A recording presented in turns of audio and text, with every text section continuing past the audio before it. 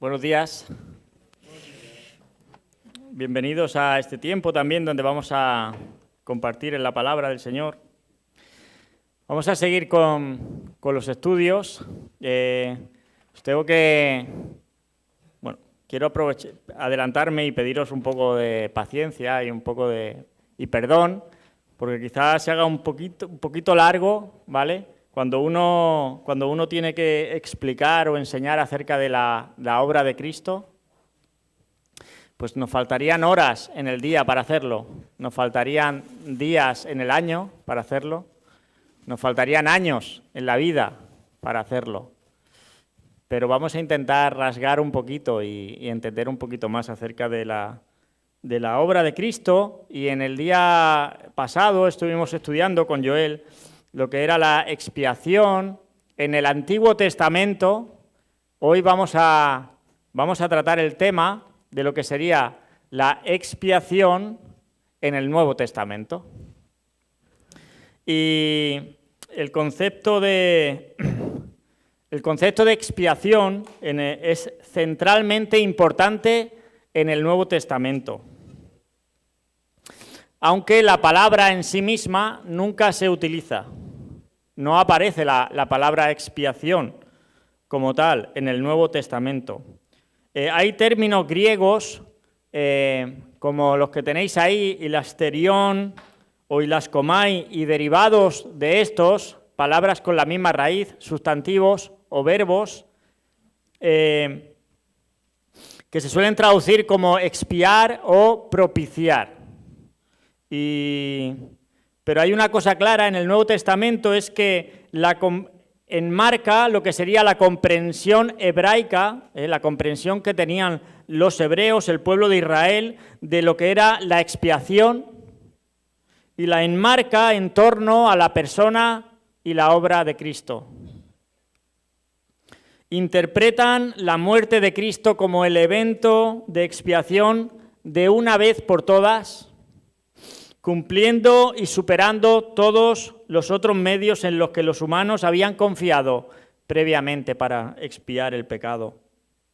Así que el milagro de la expiación y el misterio subyace en que Dios en Cristo llevó nuestro pecado y murió nuestra muerte, para liberarnos del pecado y de la muerte. Fue un sacrificio sustitutivo penal. Fue penal porque Él llevó nuestra pena, la pena que merecían o en la que incurrieron nuestros pecados. Y fue sustitutiva porque Él tomó la muerte que legítimamente nos tocaba a nosotros, que legítimamente merecíamos, y la ocupó en nuestro lugar. Dice John Stott en su libro La cruz de Cristo que la esencia del pecado es el hombre sustituyéndose a sí mismo en el lugar de Dios, mientras que la esencia de la salvación es Dios sustituyéndose a sí mismo en lugar del hombre. Así que vemos cómo es un sacrificio expiatorio, sustitutivo y penal. Cuando Cristo murió y resucitó, amaneció un nuevo día, comenzó un nuevo tiempo, y el Nuevo Testamento nos va a ilustrar a través de imágenes, a través de metáforas o a través de figuras, lo que van a ser los resultados de la expiación y de la salvación en Cristo. Y nos van a ser imágenes que nos van a ayudar a entender un poco más acerca de la doctrina de la expiación. Imágenes que no son explicaciones alternativas de la expiación, que no son explicaciones alternativas de la cruz, sino que son aspectos mutuamente complementarios. Cada uno contribuye en una parte vital del todo. Así que vamos a ver estas imágenes y me gustaría que en el día de hoy vamos a ver 4 de ellas. Podríamos haber hablado de muchas más, pero vamos a quedarnos con 4 de ellas y 4 de ellas que son imágenes que nos van a llevar a los ritos del santuario, nos van a llevar luego a las transiciones en el mercado, nos van a llevar también a los tribunales judiciales y vamos a acabar con las experiencias de nuestro propio hogar y de nuestra propia familia. ¿Sí que estáis preparados? Pues vamos allá. La primera imagen o el primer concepto es el de propiciación. La muerte expiatoria de Cristo hizo propiciación. Os voy a pedir que podáis ser ágiles en la lectura de los textos y me podáis ayudar, y quizás seguramente hay algunos textos que ni siquiera podremos compartir. Alguien que busque Romanos 3:25, otro que busque Primera de Juan 2:1 y 2, y otro que busque Primera de Juan 4, versículo 10. Romanos, ¿alguien lo tiene? ¿Lo puede leer?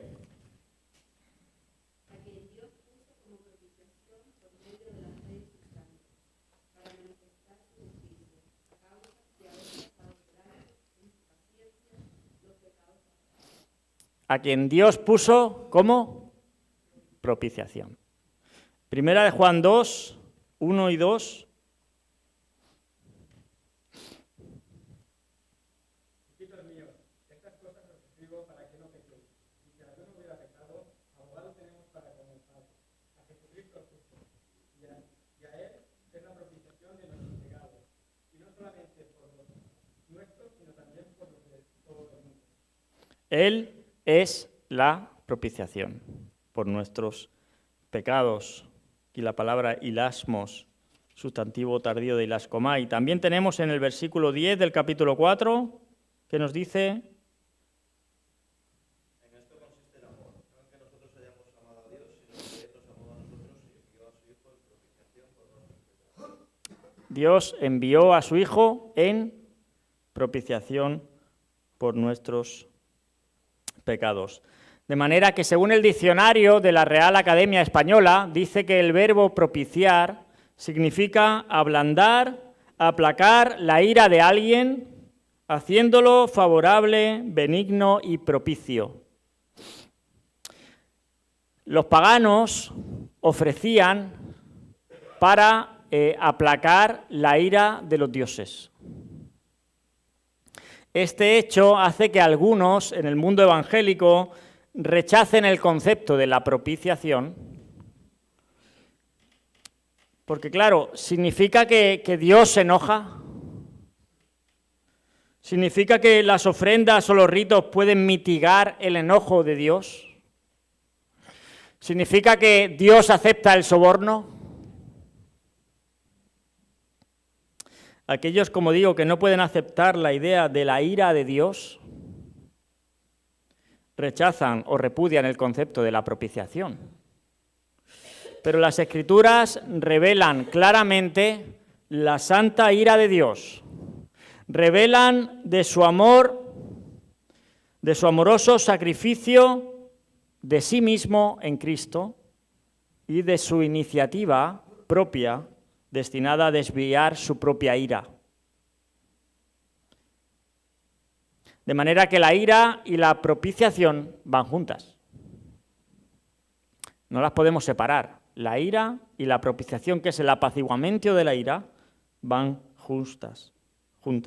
La santa ira de Dios contra el pecado ha sido resuelta y ha sido removida por el sacrificio de Cristo, quien, como dicen las Escrituras, Él bebió la copa de la ira de Dios hasta el final. La apuró hasta el fondo. De manera que quizá la idea es entender mejor el concepto de propiciación y el de expiación, porque ¿quién es propiciado? ¿Dios o el hombre? ¿O quién es expiado? ¿Dios o el hombre? La primera respuesta a quién es propiciado sería Dios es propiciado. Dios es propiciado porque la propiciación tiene que ver con el apaciguamiento de la ira.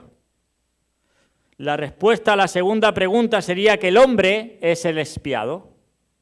De manera que en el sacrificio de Cristo, Dios es propiciado, se nos hace propicio, y el hombre es expiado. La culpa del hombre, la cuestión del pecado y de la culpa es removida. En los prefijos de las que componen estas palabras, expiado, ese prefijo ex significa fuera de. De manera que expiación tiene que ver con quitar o eliminar algo. En este caso, en la expiación, se está eliminando la culpa mediante un pago. Y propiciación, ese prefijo pro, significa por. De manera que la propiciación provoca un cambio en la actitud de Dios y Él pasa de estar en enemistad con nosotros a estar por nosotros. De manera que Dios es propiciado, el hombre es expiado. Pero vamos ahora a ver 3 aspectos de la expiación, o 3 preguntas en torno a la expiación divina. En primer lugar, la primera pregunta es ¿por qué es necesaria la propiciación? Bueno, la propiciación es necesaria porque el pecado despierta la ira de Dios. Dios jamás actúa de forma irascible. No es un Dios iracundo. No actúa de forma maliciosa, rencorosa o vengativa. Su enojo nunca es misterioso ni irracional. La ira de Dios la provoca el mal y solo el mal. Y Dios se muestra firme, inexorable, infatigable e intransigente ante el mal en todas sus formas y manifestaciones. De manera que la ira de Dios está en el polo opuesto a la nuestra. Lo que provoca nuestro enojo nunca lo provoca a Él.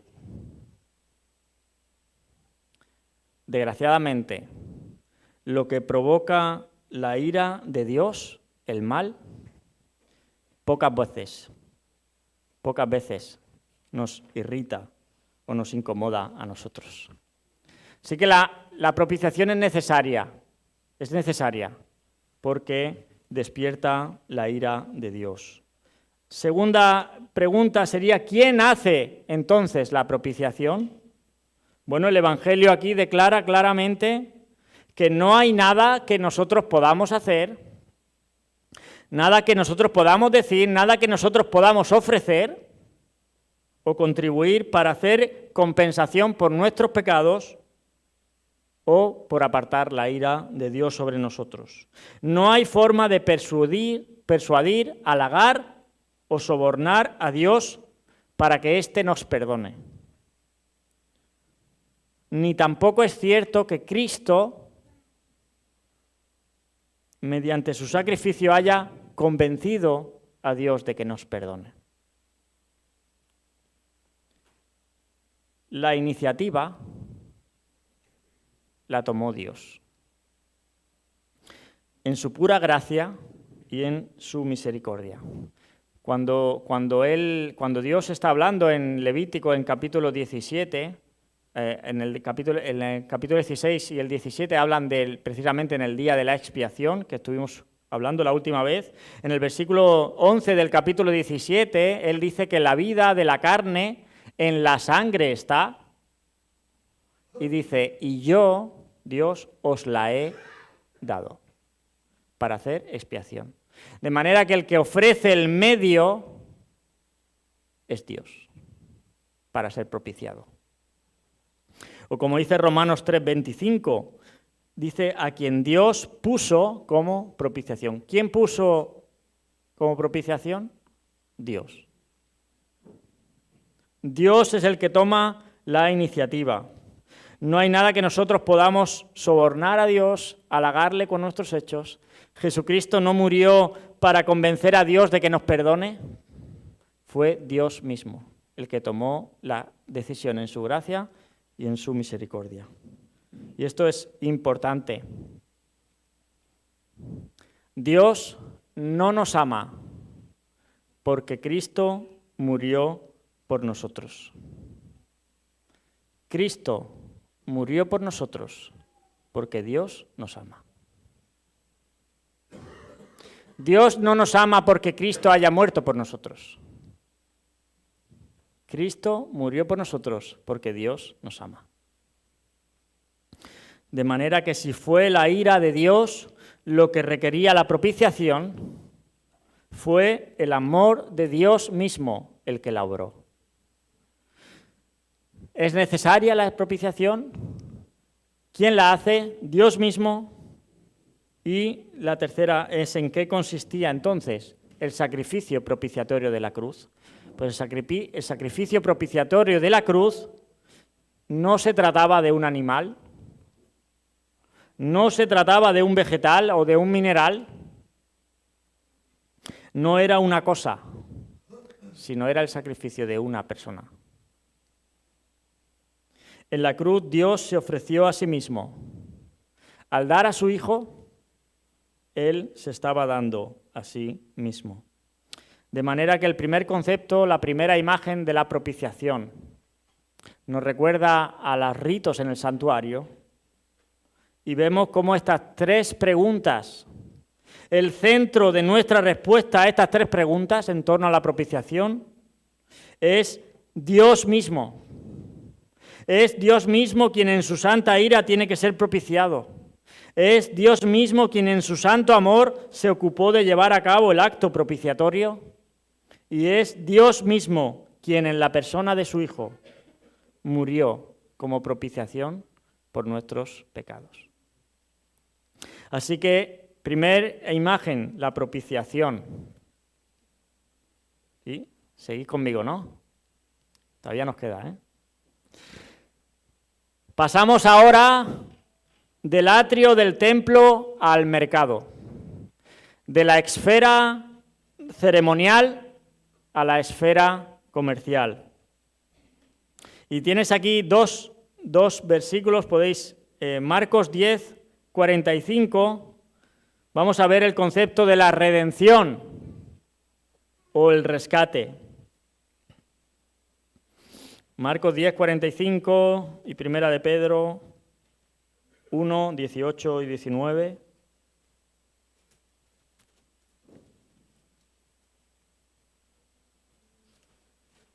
¿Alguien lo tiene? Bueno, si no, Marcos 10, 45, me lo sé yo de memoria, pero... Porque el Hijo del Hombre no vino para ser servido, sino para dar su vida en rescate. Para dar su vida en rescate. Y Primera de Pedro... Sabiendo que fuisteis rescatados de vuestra vana manera de vivir, la cual recibisteis de vuestros padres. No son cosas corruptibles, como oro o plata, sino con la sangre preciosa de Cristo, como un cordero sin mancha y sin contaminación. Sabiendo que fuisteis rescatados. Así que si la propiciación se centra en la ira de Dios, la redención se va a centrar en la angustiosa situación de los pecadores. Somos esclavos del pecado, incapaces de liberarnos de nuestra esclavitud voluntariamente. La palabra aquí para redención es rescate, slitrón, que tiene que ver con ser liberado por medio del pago de un rescate. Como cuando se redimía a un esclavo, cuando se pagaba el precio y se liberaba a ese esclavo. Esa era la redención. Se pagaba el rescate por esa persona. Ahora bien, vamos a ver entonces tres énfasis de la redención. El primer énfasis se centra en la lamentable, como decíamos, la lamentable situación humana de la que no podíamos evadirnos. Cristo nos ha rescatado de una esclavitud moral. El Nuevo Testamento se encarga de hablar mediante conceptos como transgresiones, pecados, Hebreos 10, 17, la maldición de la ley, Gálatas 3, 13, nuestra vana manera de vivir, como leíamos en Primera de Pedro. Así que son conceptos que el Nuevo Testamento menciona para darnos cuenta de la lamentable situación humana en la que estábamos inmersos y de la cual no podíamos evadirnos por nuestra propia cuenta. Pero hay algo más por lo que Cristo, como dice Tito 2:14, se dio a sí mismo por nosotros para redimirnos de toda iniquidad. Además de que Cristo se dio por nosotros para redimirnos de toda iniquidad, también Él se dio para redimirnos o para liberarnos de todos los estragos de la caída. Y sabéis que la caída es el momento en la Biblia cuando Adán y Eva decidieron desobedecer a Dios en el huerto del Edén. Todos los estragos y efectos que la caída nos han causado a la humanidad, Cristo también murió para redimirnos y liberarnos de esos estragos. Algo que nosotros todavía no hemos experimentado, pero que esperamos el día de la redención de nuestro cuerpo y el día en el que seamos hechos perfectos. Mientras el Espíritu Santo es el sello, es la garantía, son las primicias de nuestra redención final. Si queréis apuntar ahí, versículos hablan acerca de la redención final de nuestro cuerpo. Lucas 21, 28, Efesios 1, 14, Efesios 4:30, que este sí lo voy a leer para vosotros, Efesios 4:30 y también Romanos 8, del 18 al 23. Dice Efesios 4, versículo 30, dice, y no contristéis al Espíritu Santo de Dios, dice, con el cual fuisteis sellados para el día de la redención. La redención final de nuestro cuerpo. Y si el Espíritu Santo es el sello y es la garantía de nuestra redención final, ¿tienes tú al Espíritu Santo? ¿Vive en ti? Solo entonces Cristo no nos habrá redimido de todo pecado, de toda dolor, de toda inutilidad y de toda corrupción. Esperamos, anhelamos, como dice Romanos 18, 23, cuando habla de que la tierra gime y aún está con dolores de parto. Y venimos del terremoto en Siria, en Turquía, y la tierra sigue gimiendo, y aún nosotros mismos, dice Pablo, esperando la redención de nuestro cuerpo. Así que esa lamentable situación que teníamos, Cristo murió por ella. En segundo lugar, ¿cuál fue el precio? En el Nuevo Testamento no deja ninguna duda acerca de cuál fue el precio por nuestra redención. Y el precio fue la persona de Cristo. Primero tenemos el costo de su encarnación, el hecho de que Él ingresara en nuestra condición a fin de poder alcanzarnos, el costo de hacerse hombre, siendo Dios. Como leía en un devocional esta semana, la encarnación, alguien la llamó como la identificación transcultural más espectacular en la historia del mundo. La identificación transcultural más espectacular de la historia del mundo. Ya aquí, el 4 de diciembre, ya estuvimos hablando acerca de la encarnación. Si no estuviste, puedes buscar en YouTube y escuchar el mensaje de aquella ocasión. Así que Él se encarnó, fue el precio, pero también el costo fue el propio costo de la expiación, por la cual dice la Biblia que Él se dio a sí mismo, Él entregó su vida, muriendo, dice, bajo la maldición de la ley, para redimirnos de ella, como dice Gálatas capítulo 3 y versículo 13. Pero el Nuevo Testamento enfatiza algo más acerca del costo, acerca del precio. Y cuando el Nuevo Testamento habla del precio de nuestro rescate, la expresión más empleada no es su vida, es su sangre.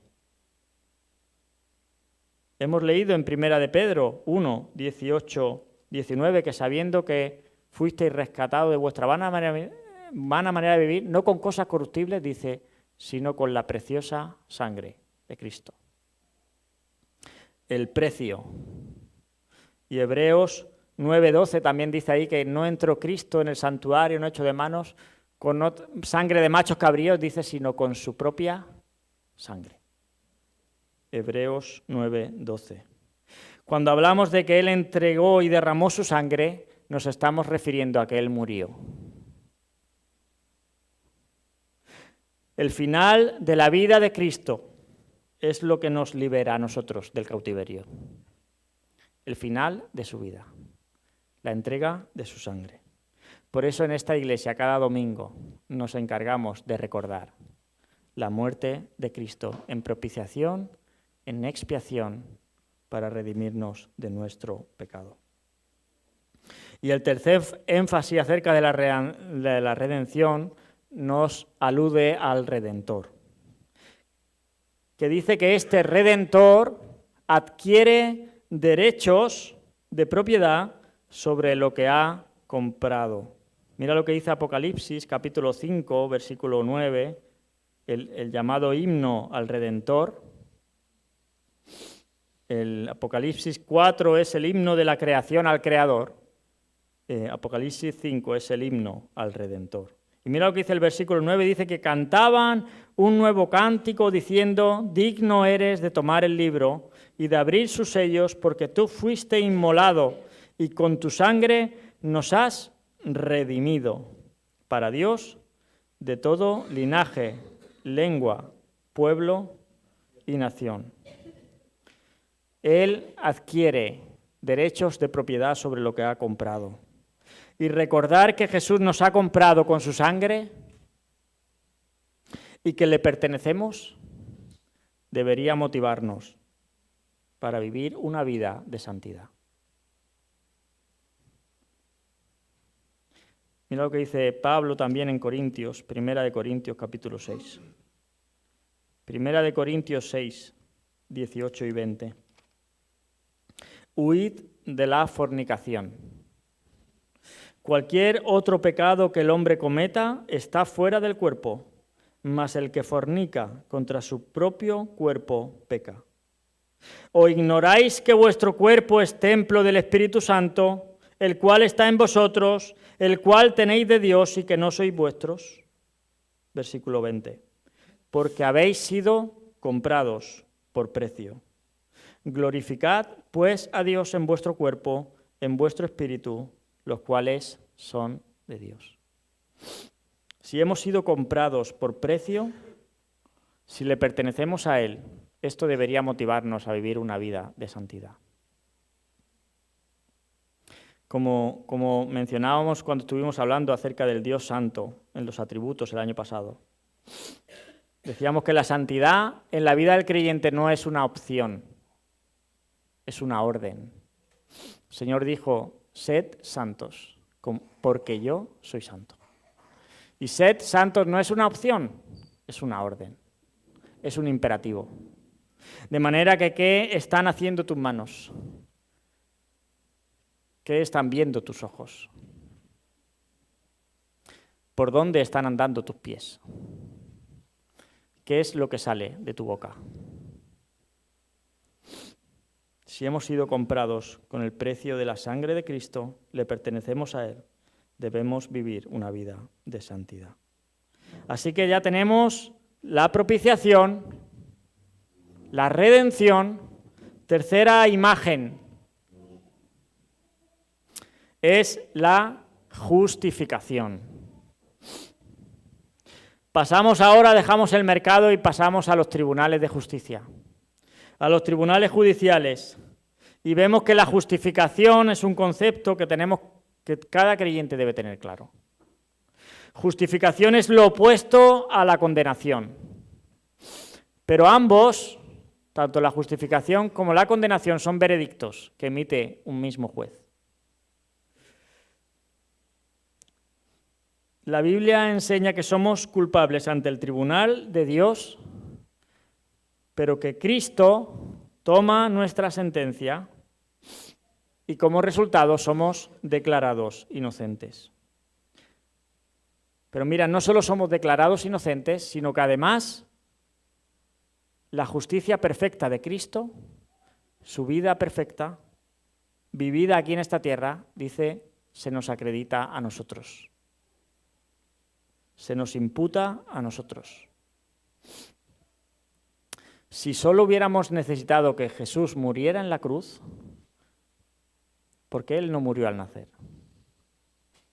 ¿Por qué no murió de niño? Necesitamos que Él viviera una vida perfecta, para que esta vida perfecta ahora sea imputada a nosotros.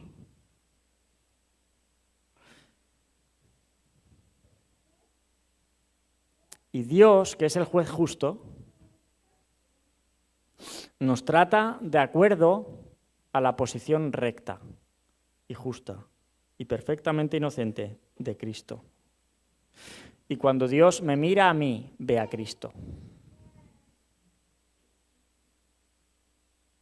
Y me aplica su justicia perfecta, porque Él vivió de manera perfecta. ¿Se ve Cristo en nosotros? ¿Hay otros que están viendo a Cristo en nosotros? La doctrina paulina de la justificación también nos deja aquí cuatro aspectos que vamos a ver también. El primer aspecto, y vamos a ir a la carta de Romanos, porque Romanos es la carta de la justificación, y vamos a ver varios pasajes allí. El primero es el que nos habla de cuál es la fuente de nuestra justificación. Romanos 3:24, ¿alguien lo puede leer?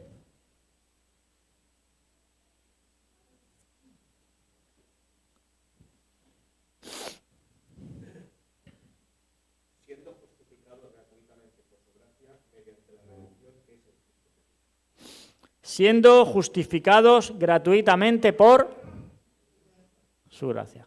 De manera que la fuente de nuestra justificación es su gracia. Su favor totalmente inmerecido. Nadie puede declararse a sí mismo justo delante de Dios. La autojustificación es enteramente imposible. Romanos 3:20 dice ya que por las obras de la ley ningún ser humano será justificado delante de él, porque por medio de la ley es el conocimiento del pecado. Así que no hay autojustificación posible. Solo Dios, por medio de su gracia, puede hacer posible nuestra justificación. Y lo hace, como hemos leído, gratuitamente. Y me gusta esta palabra gratuitamente, en el griego es la palabra dorean, y dorean significa sin causa. Dios no tenía ningún motivo para justificarnos. Lo hace sin causa alguna. Así que la fuente de nuestra justificación es su gracia. ¿Cuál es entonces la base de nuestra justificación? ¿Alguien que lea el capítulo 5, versículo 9?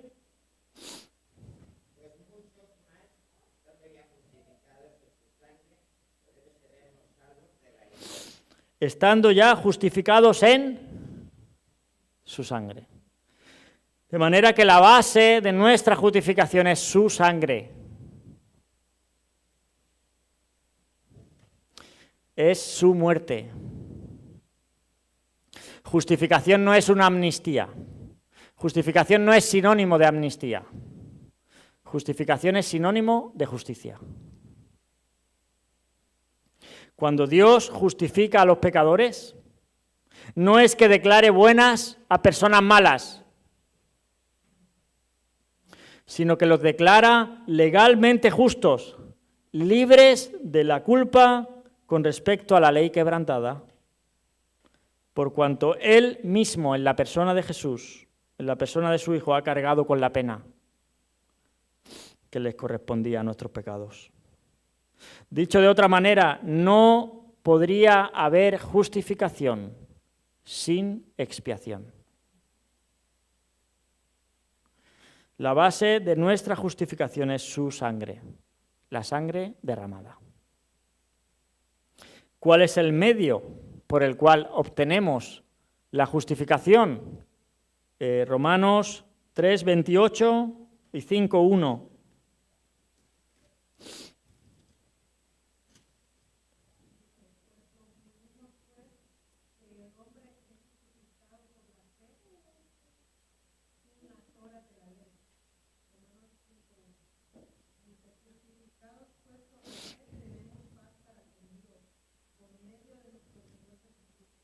De manera que el medio por el cual obtenemos justificación es la fe.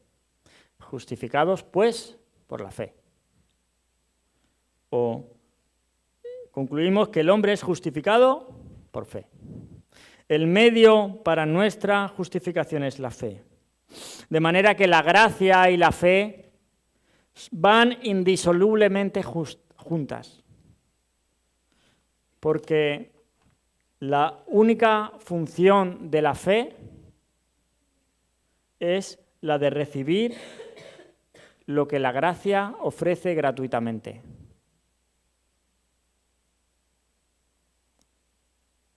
Es la fe lo que nos hace recibir ese regalo que se nos ofrece gratuitamente para poder ser justificados.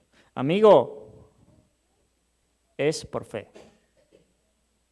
Si intentas, por medio de la razón, buscar a Dios, la Biblia declara que la única forma de justificarnos es por medio de la fe. Solo tienes que creer. De manera que la gracia es la fuente, la sangre es la base y la fe es el medio.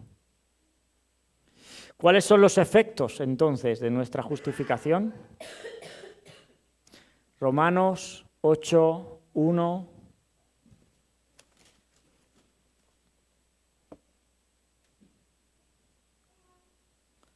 Romanos 8, versículo 1.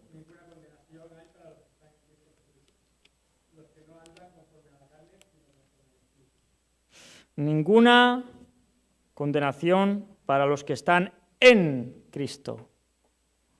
Somos justificados en Cristo. Gálatas 2, 17, leo para vosotros. Dice, y si buscando ser justificados en Cristo, de manera que los efectos de esta justificación es que somos justificados en Cristo. Cuando decimos que somos justificados por medio de Cristo, estamos aludiendo a su muerte histórica. Somos justificados por medio de Cristo, aludimos a su muerte histórica. Cuando decimos que somos justificados en Cristo, estamos aludiendo a la relación personal con Él, que ahora disfrutamos por medio de la fe. Así que, justificación. La gracia, la fuente. La sangre, la base. La fe, el medio. Los resultados o los efectos es que somos justificados y podemos disfrutar de una relación personal con Él. ¿Seguís conmigo? ¿Sí? Nos queda el último. En cuarto lugar, la reconciliación. Probablemente la más popular de las cuatro, por ser la más cercana, por ser la más personal, porque seguramente la usamos más en nuestro día a día. La Biblia no solo describe nuestra salvación en términos de justicia, de redención o de sacrificios. La Biblia también describe nuestra salvación en términos de relación. nos encontramos ahora en nuestra propia casa, con nuestra familia y amigos. Reconciliar es restaurar una relación o renovar una amistad. De manera que este término de reconciliación implica o presupone la existencia de una relación anterior. Una relación originaria que ha sido quebrantada. Por eso necesitamos reconciliarnos con Él. Y esta, como nosotros sabemos, la relación originaria con Dios fue rota o quebrada en el huerto del Edén, en el momento de la caída, cuando Adán y Eva decidieron desobedecer. De manera que ser reconciliados es pasar de ser enemigos de Dios a ahora en Cristo ser sus hijos adoptivos. Esto es reconciliación. Y vamos a ver también 4 consideraciones acerca de la reconciliación que también nos enseñan el Nuevo Testamento. El primero tiene que ver con una reconciliación vertical, una reconciliación con Dios, entre Dios y nosotros. Romanos 5:1, lo volvemos a leer, dice: justificados pues por la fe, tenemos paz para con Dios por medio de nuestro Señor Jesucristo. De manera que hay una reconciliación vertical, es que entramos en paz con Dios. También en Romanos 5, versículo 10 y 11 dice: porque si siendo enemigos fuimos reconciliados con Dios por la muerte de su Hijo, mucho más estando reconciliados seremos salvos por su vida. Y no solo esto, sino que también nos gloriamos en Dios por el Señor nuestro Jesucristo, por quien hemos recibido ahora la reconciliación. Así que hay una reconciliación vertical con Dios, nuestra relación personal con el Padre restablecida al recibir la adopción como hijos y tener acceso directo al Padre, a su presencia. También tenemos una reconciliación horizontal. Somos una nueva humanidad reconciliada.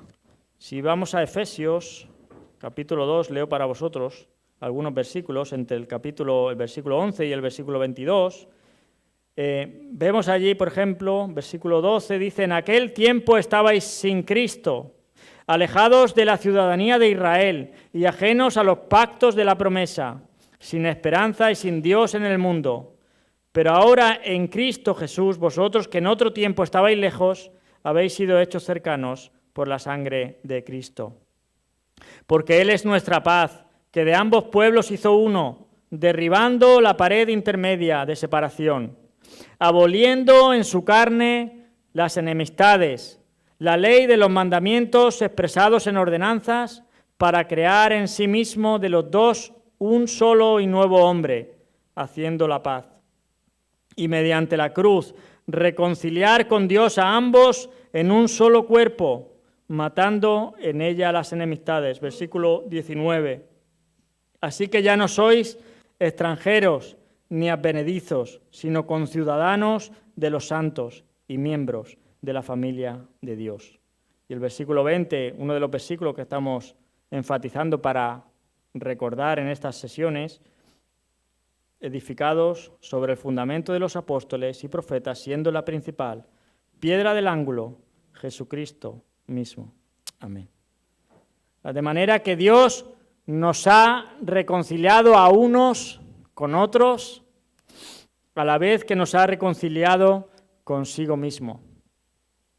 Judíos y gentiles reconciliados por un milagro de gracia y por el poder de Dios.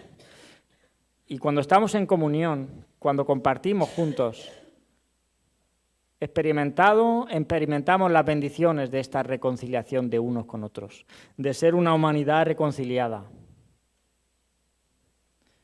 El viernes pasado estábamos en Haciendo Iglesia y tenemos la costumbre al principio de cada una de las personas que ha venido de poder presentarnos, de dónde venimos. Empezaron allí a decir personas, yo no sé si nos dejamos algún país de Sudamérica que no se dijo. Personas diferentes, diferente cultura, juntas, con un mismo propósito, reconciliadas. Somos una nueva humanidad reconciliada. También hay un énfasis en la reconciliación, es la reconciliación de todas las cosas. El texto de Colosenses, que también nuestro hermano Joel nos ha estado exhortando a aprender, Colosenses capítulo 1, versículo 20, 15, bueno, vamos a leer desde el 15, que son los versículos que él nos dijo. Dice, Él es la imagen del Dios invisible, el primogénito de toda creación, porque en Él fueron creadas todas las cosas, las que hay en los cielos, las que hay en la tierra, visibles e invisibles, sean tronos, sean dominios, sean principados, sean potestades. Todo fue creado por medio de Él y para Él.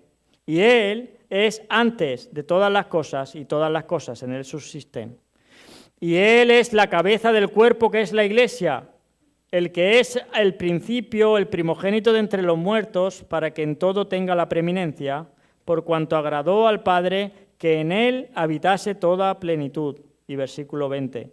Y por medio de Él reconciliar consigo todas las cosas, las que están en la tierra como las que están en los cielos, haciendo la paz mediante la sangre de su cruz. De manera que Pablo añade o agrega una dimensión cósmica a la reconciliación. Una dimensión cósmica a lo que fue la obra de Cristo, donde todas las cosas, dice, las que están en la tierra, las que están en los cielos, han sido reconciliadas por medio de Él. De manera que hay una reconciliación vertical, hay una reconciliación horizontal, hay una reconciliación cósmica de todas las cosas. Y en último lugar, somos embajadores de reconciliación. Segunda de Corintios, alguien pueda leer allí, Segunda de Corintios 5, 18 al 21.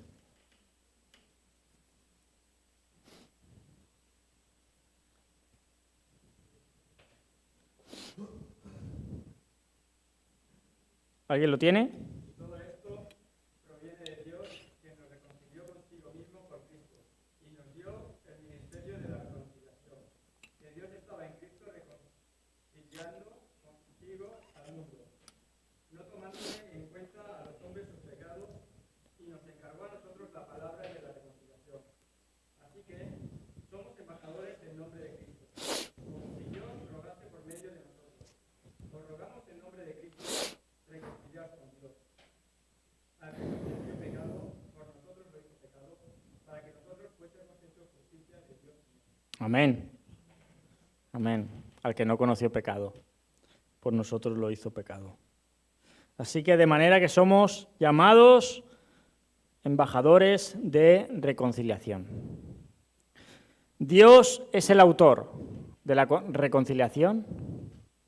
Cristo es el agente de la reconciliación.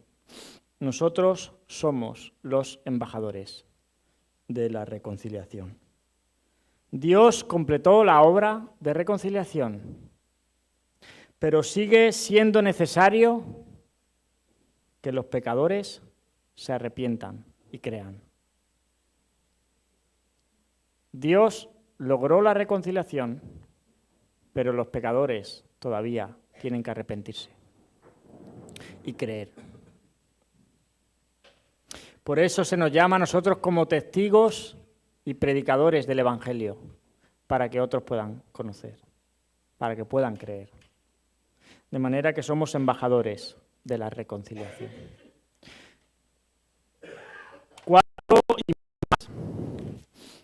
4 figuras, 4 metáforas que destacan aspectos distintos de nuestra necesidad humana.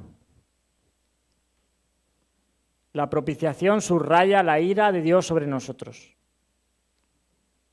La redención, nuestra cautividad del pecado. La justificación, nuestra culpa. la reconciliación, nuestra enemistad contra Dios y nuestra alienación de Él. Pero también hemos visto que estas 4 imágenes manifiestan que la iniciativa salvífica, la iniciativa de salvación, la tomó Dios en su amor mediante el derramamiento de sangre por el sacrificio sustitutivo de Cristo. De manera, hermanos, que en Cristo ya no más sacrificios, ya no más esclavitud, ya no más condenación, ya no más separación.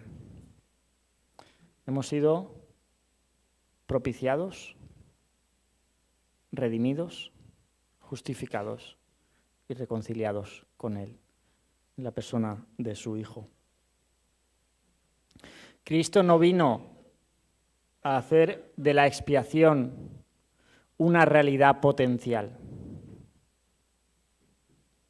Cristo vino para hacer de la expiación una realidad verdadera para todos los que se arrepienten y creen. ¿A qué estás esperando para creer en Él? Que el Señor bendiga su palabra, perdonar por tiempo y vamos a orar.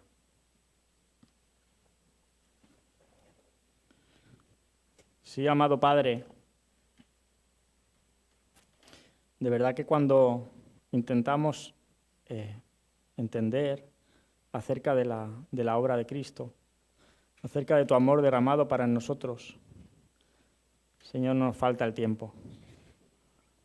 Señor, yo pienso que llevaremos tiempo y años en la eternidad y aún habrá cosas, Señor, que no acabaremos de comprender totalmente. Pero, Señor, te doy gracias, Señor, porque yo pude recibir esto por fe. Pude creer en el Evangelio de salvación. Señor, gracias por la obra expiatoria de tu Hijo Jesús en propiciación por nosotros, para ser redimidos de nuestra esclavitud, para ser declarados legalmente justos delante de ti, para que su justicia perfecta se aplicara a nosotros y para poder volver a tener esa comunión contigo, reconciliados contigo, tener esa paz. También poder ser reconciliados unos con otros, Señor, y formar esa comunidad reconciliada, esa comunidad del perdón. Señor, gracias por tu amor, por tu misericordia, por la obra de Cristo.